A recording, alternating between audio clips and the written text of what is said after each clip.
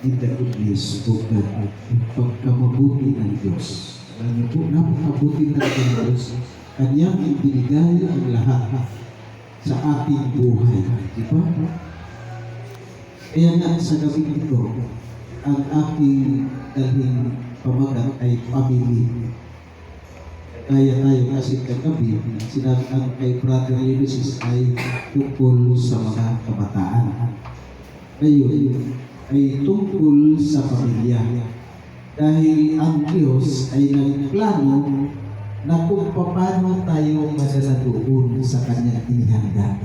Para ba isang mapapakasawa. Ganun ang dahil tulad ni Kristo na siya ay naghahanda ng dakong kalalagyan natin. Halimbawa, pagka tayo ay kasal, kailangan kasi habang naghahanda pa, thankful tayo. Hindi tayo ngaliwa kasi sakit kaya. Di ba? Kahit kung siya ako, wala na sa dati. Pagpakita ko, mahal na mahal ko yung niligawan ko, Brother Ulysses. Pag makita ako ng may kasama na parang malapit sila, ang sakit sa loob. Oo, sabi ko, ganun pala yan. Sabi ko, pero hindi ko pinapalata na ako'y nagsisilos. Kaya nakikita ko maranasan din niya. Ay ko, maranasan na rin yan. Ang masakit, yung pinapasilos ka na iyong ito. Kaya sakit pala pagkaganon.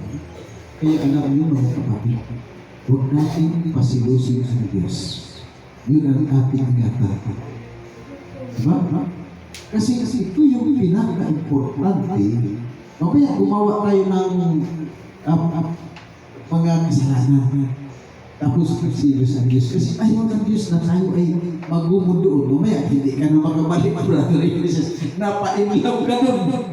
Ang iyo, umiisip, para lang magsilos.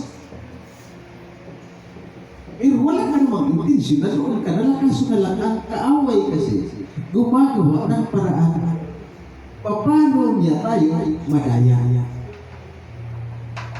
Diba? Yung mga apostol noong unang panahon, sabi, Sister Albi, basahin mo nga sa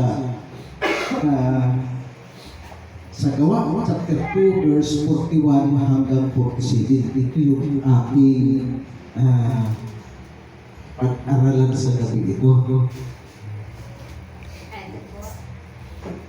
Kaya't ang mga tumanggap ng kanyang salita ay binautismuhan at nadagdag ng araw na iyon ang may 3,000 kaluluwa. Nanatili silang matibay sa turo ng mga apostol at sa pagsasama-sama sa pagpuputol-putol ng tinapay at mga pananalangin. 43. Dumating ang takot sa bawat tao at maraming kababalaghan at tanda ang nangyari sa pamamagitan ng mga apostol. At ang lahat ng mga mananampalataya ay magkakasama at ang kanilang ari-arian ay para sa lahat. Pinagbili nila ang kanilang mga ari-arian at mga kayamanan at ipinamahagi sa lahat ayon sa pangangailangan ng bawat isa. At araw-araw habang sila'y magkakasama sa templo, sila'y nagpuputol-putol ng tinapay sa bahay-bahay at nagsasalo-salo na may galak at tapat na puso, na nagpupuri sa Diyos at nagtatamo ng lugod sa lahat ng tao at idinaragdag sa kanila ng Panginoon araw-araw ang mga naliligtas. O kita niyo po, Sipsili po, dahil sa pangangaral nila, ay 3,000 sa araw na yun, Brother Ulysses, yung nabinyagan sumampalataya. Kasi dati, noong hindi pa ang aming Pansong Kristo nagpakita ng halimbawa, walang binyagan Brother Ulysses, bautismo. Wala ang unang panahon. Kasi nasanay sila noong mga ginawa ng mga Israel na pagka sila'y magkasala ay magdala lang sila ng tupa. kambing, baka. Yan. Dadalhin nila doon sa tabernakulo. Alam mo po, yan, aalay nila. Ngayon, ang saserdote, ang magdala ng dugo para iwisig sa kortina. Kasi nandoon yung dakong kabanal-banalan yung kaluwalhatian ng Diyos. Na doon sa dakong yun ay hindi pwedeng pumasok ang mayroong kasalanan. Kaya nga ang pare ngayon na ginagaya na mayroong tililing-tililing. Diba? Ano yung tililing? Baka sabihin na siya. Ano? Pili na maliit. Parang kalimbang. Oo, kalimbang yan. Mamatay sila kanina. Yan. Tinatalik nila sa paayon. Pag hindi naman kalimbang. Oo. Pagkahigit na tumunog, ibig sabihin, patay na ang nasa loob. Kasi wala talaga makapasok doon na mayroong kasalanan. Ganun ang Diyos. Ayaw niya na tayo rin ay magkaroon ng kasalanan. Sinuso ang Diyos. Hindi niya gusto na tayo ay gagawa ng kasamaan. Kaya mga kapatid, nakakahiya sa ganung sitwasyon ng unang panahon na ikaw ay nakikita sa mga kapatiran na nagdadala ka ng tupa. Ayan. Machismis ka agad. Ayun si sister, laki siguro ng kasalanan. Ay, ang dinala niya, hinila niya. Turo. Ala ko, elepante. Hindi pwedeng maghandog ng hindi makain. Okay. Ganun yung Diyos. Ayaw niya yung hindi pinapakain. Toro, pwede. Yan, turong baka, turong karapaw, pero mga baka at saka karniro, kambing, tupang, yun, ganun ang kanilang inaanay sa Panginoon. Pag maliit ang kasalanan, bato-bato. Oh, yung bato-bato, ibon. Ibon na maliit. Oh, kalapati. Kalapati. Yan. Yan, maliit lang kasalanan ng sister. Conforme sa kasalanan. Oo, formula na yun sa kasalanan. Kapag na kayo kasalanan, siguro patay ka ng tao. Oo. Turo siguro. Yan, turo.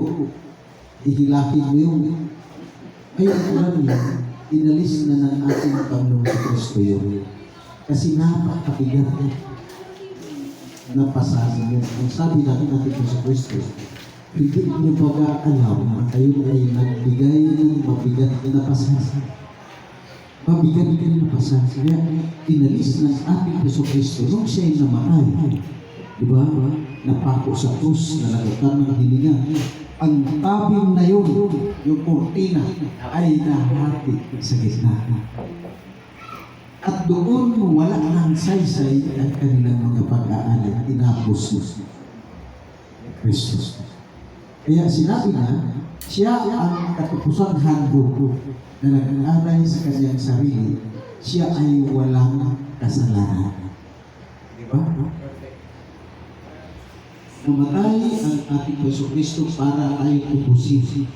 Kaya ngayon, ang sabi sa unang buwan, basahin ko Sister Albi, ito yung pagbabago sa ating panahon ngayon.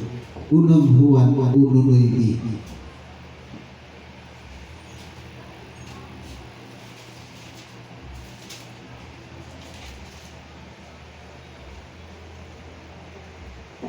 Kung ipinahayag natin ang ating mga kasalanan, siya ay tapat at banal na magpapatawad sa ating mga kasalanan at tayo'y lilinisin sa lahat ng kalikuan. Yan ang ngayon ang pagbabago sa panahon ng ating Panginoon na ipahayag mo sa Panginoon ang ating nagawang kasalanan. At alam Diyos ang anumang ating nagawa, siya lamang ang nakakakita sa ating puso. Sa ating isip pa lang, alam na ng Diyos kung ano ang ating layunin. Kaya ingatan natin mga kapatid, lalo na yung pagsisinungaling, lalo na yung hindi maganda yun. Yun ang ayaw ng Diyos. Huwag kang magsinungaling laban sa iyong kapwa, lalo na yung iba, magawa pa ng escape o sila. Patunayan natin na may kasalanan din, di ba? Sister, yun, pagka mga saksay. Umagawa sila ng yung kabulaan, yun ang ayaw ng Diyos. Na idiin ang iyong kapwa sa kasalanan hindi mo ginawa. Kaya ito sa kalibutan natin, alam niyo, kawawa ang mahirap. Sila ang nagdudusa sa mga ginagawa na hindi nila nagawa. Nasa kulungan namin, Brother Ulysses, nakadalo ako dito sa kulungan. Nag-aaral ako nun, hindi tayo malinaw. Kasama ko. O kasama sa inyo, ano? Alam niyo po mga kapatid, kawawa Yung iba. yung iba. Nahihiya. Dahil umiiyak na lang sila. Dahil wala sila ginagawa. Wala silang paglaban sa kaso. Oo. Kaya nga dito mahirap. Kaya nga ang turo ng Diyos na paano tayo maging faithful sa Kanya. Paano tayo maging tapat na maglingkod sa Kanya. Kaya ibinigay ng Diyos ang Kanyang katuwiran. Bakit? Kasi saan ilagay ang Kanyang katuwiran ngayon? Sa ating puso at sa ating pag-iisip. So sige, Sister Alvin, basahin natin para mas maganda. Sa Hebrew chapter 8 verse 8. Hebrew chapter 8 verse 8. Sapagkat nang makakita ang Diyos ng kapintasan sa kanila, ay sinabi niya, ang mga araw ay tiyak na darating sa Panginoon na ako'y gagawa ng isang bagong tipan sa sambahayan ni Israel at sa sambahayan ni Juda. Hindi ayon sa tipang aking ginawa sa kanilang mga mininuno, ng araw na hawakan ko sila sa kamay, upang sila ihatid papalabas sa lupain ng Ehipto, sapagkat sila'y hindi nagpatuloy sa aking tipan, kaya't ako'y hindi nagmalasakit sa Chapter kanila. 8 ba yan, Sister Alvin? Verse 8? Chapter 8, verse... Verse 8. Apo, Sige, tuloy. Hebrew. Hebrew chapter 8 verse 8. Sige, tuloy lang. Ito ang tipan aking gagawin Yan. sa sambahayan ni Israel pagkatapos ng mga araw na iyon, sabi ng Panginoon. Ilalagay ko ang aking mga kautusan sa kanilang pag-iisip at isusulat ko ang mga iyon sa kanilang mga puso at ako'y magiging Diyos nila at sila'y magiging bayan ko. Diba? Ano? Napakaganda. Ito yung pagbabago. Kasi dati, para makapanahan ang Diyos sa gitna nila, ang templo ay nasa gitna ng kampamento sa kanilang kampo. Ngayon, ang pagbabago saan ilalagay sa ating kaisipan at isusulat sa ating mga puso para hindi natin malungkutan. Nandoon kumplito ang pag-ibig sa Diyos, pag-ibig sa tao. Kumplito yun, hindi na naninig. Nandoon yung alalahanin mo ang araw ng Sabat upang iyong ipamili. Alam mo, yun, at saka, yung unang utos na sinabi na huwag kang gagawa ng laro ng yuan, ni kawamis ng tao, kawamis ng hayop, kahit sa ilalim ng dagat, ilalim ng lupa, o sa taas, huwag mong sampahin sila, huwag mong iyong rokan, iyong uran. Diba? Yun. Tapos, huwag mong banggitin ang pangalan ng Diyos nang walang kapuluhan. Yung pang-apat ay pinibigyan sa pag-itutuloy. Alalahanin mo ang araw ng Sabat upang iyong ipanilin. Yun ang pag-ibig sa Diyos na nandito sa ating puso. Yung pag-ibig sa tao, ito yung galang mo, yung mga magulang. upang mababa ang iyong buhay. Yan ang isang utos na may pangako. Diba totoo yan? Dahil pagka ang bata ay masunurin sa magulang, nakakalungkot. Mayroong mga bata na kung basta sigaw-sigawan ang magulang, laitin ang magulang, alam mo sila ang nagpalaki sa kanya, di ba? Napakasakit isipin na may mga bata gano'n. Kaya yan ang ni Brother Ulysses kagabi sa Kawikaan chapter 22 verse 6 na turuan mo ang bata habang maliit pa. Yung ibang mga magulang hindi pinapalo ang bata. Pag malaki na daw, mali yun. Tama. Mali. Mali talaga. Oo, dahil mayroong ang misis ko, mayroon siyang pinsan buo. Na ang kanyang pinsan, 5 sila magkapatid. Puro mga gwapa. Brother Ulysses yun. Ang tayo, anong mga Espanyol, mga lahi kasi, mga Kastila, ganun. Balat nila ay mamula-mula pa, matamos ang ilong. Ang lahi namin, ganun din. Kaso nga lang, nagmana lang ako sa nanay ko. Tapos, Hindi naman punggok naman. diba? Kaya alam niyo mga kapatid, napakagwapos tao yun, tapos yun ay kinakabayan ng nanay, Brother Ulysses, pagka magkasala yun. Yung kanilang anak, hindi pinapapalo sa tatay. Ang tatay, madisiplina. Ang kaso na, tinatakpan ng kanyang nanay. Paano madisiplina yun? Diba? Kaya hanggang sa natuto ang bata, lumaki ng lumaki, hanggang sa naging binata na, sumasama na sa pagbulkap, pagnakaw. Sumasama na. Hanggang sa nag-asawa siya, kita mo. Kasi ang magulang ay nagsisi. Bakit hindi pinaturuan ang bata? Nagsisi ang nanay na kanyang kinukubiran ang kasalanan ng kanyang anak. Kaya hindi pinadisiplina ng tatay. Ang sabi, pinangaralan ng tatay, o sige, tinagisan ng tatay ng kahoy na maluktot para tuloy sisituin niyo kung kaya niyo pa kaya tuwirin. Hindi Wala na. na. Wala na. Umiyak yan ang magulang. Dahil parang naguguna doon sa paggawa ng masama kung saan yung barkada, inuman doon. Tapos Brother Ulysses na una nakakaisip, manghul na sila. Barkada. Oo, dahil sa barkada. Doon natutulog sa ibang bahay.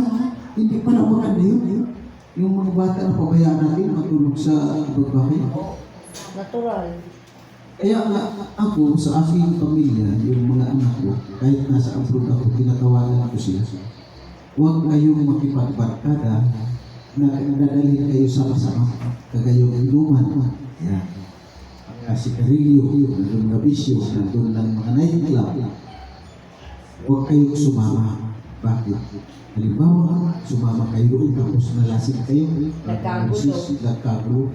Kung mamaya, napagkamalan ka na hindi ka gumawa, ikumo siya. Di ba? Anong nakatwiran mo doon? Wala. O, di ba? O, nadamay ka lang. Kaya gugulo ang buhay sa taong walang disiplina. Kaya gusto ng Diyos, ang sabi sa ikalawang Timoteo, chapter 3, verse 16 hanggang 17. Sister Aldi, basahin mo na para malaman natin. Chapter 3, verse 16. 17. Ang lahat ng mga kasulatan ay kinasihan ng Diyos at mapapakinabangan sa pagtuturo, Yan. sa pagsaway, pagtutuwid at sa pagsasanay sa katuwiran, upang ang tao ng Diyos ay maging ganap, nasasangkapang lubos sa lahat ng mga gawang mabuti. Amen. Yan, di ba? Praise God. Na tayo ay mayroong aral. Diba? Kaya nga po mali yung batas na yan na huwag mananakit. Ay yung bawal manakit ng anak. Oo, bawal Lalo yun. na sa eskwelahan yung mga teacher. Noong Oo. araw, hindi mo pwede sagot-sagutin ng teacher. Kaya nga. Pero ngayon, minumura ng estudyante. Hindi, tsaka ano, Yung mura na yung teacher nanay. Kaya Alam mo, parang talagang masama ang mo. Walang galang na yung mga Wala na. bata. Kasi mga Totoo. Halos wala na Pangit yung tao. batas na yun. Tama. Tapos, bata pa. ipakukulong yung Hindi na magulang. makulong. Oo, may magulang pa ipakukulong. Oo. Ganun. Lalo na sa Amerika. sa Amerika, grabe. Oo, mas matindi. Mas Hindi mahigpit na doon. ginagalang ng Oo. magulang doon. Hindi na. Wala na, walang galang mga bata. Kaya ginagaya rito, hindi dapat. Dapat hindi kaya. Kaya, Mali yung batas nila. Wala silang ano, galang. Ginagaya ng kabataan dito yung sa mga Amerika. kaya, Sa Amerika, estudyante, namaril ng mga... Oo. Grabe. Mali yun. Mali na. meron akong na kabinyagan doon sa Qatar na siya brother Ulysses. Siya daw ay isang taga-tintulanan sa buhay, sa laboratory. Ang ganda na ng buhay nila kasi sila pamilya nasa Amerika. Tapos, black siya doon sa Amerika na ano yung Pina-deport. deport yan, blacklist. Pina-deport. Yan. Hindi na siya makabalik sa Amerika kasi nahuli siya na taga-tintulanan illegal yung pinagbabaw ng kabot. Cocaine. Yan. Kaya mabuti brother Moses dito sa Pilipinas, naging ano siya yung nakaasawa siya ng yung nurse. Tapos ang nurse na naasawa niya, kung nasa kasama namin pagsimba. Tapos ako ang taga-hatid, taga-service, tapos mag-Bible study, kasama siya. Hanggang sa natutunan niya ang katuwiran ng Diyos. Ngayon ang pabinyag siya. Sabi niya, kaysa yan pala ang taong mabago na sumunod sa katuwiran ng Diyos. Walang takot. Kasi sila dati kalaro balisan sa brother and sister. Pabaya, mahuli. Di ba? Ganun sila. Kasi lalo na yung sabi niya, mga magandang sasakyan, brother Ulysses, sila daw ay mayroong susi lahat na unit. May duplicate. Yan, ipapikit sila. Kaya nilang nakawin. Para pala sa sa Ayan. locksmith. Oo, sa locksmith. Oo. Kunyari nga, takbo daw yung trailer. Tapos, pagka may nanakaw na sila, brother Ulysses, susundan nila yun, tapos may hagdat, diretso pasok. Hindi na makita. Ganun sila kapitbit.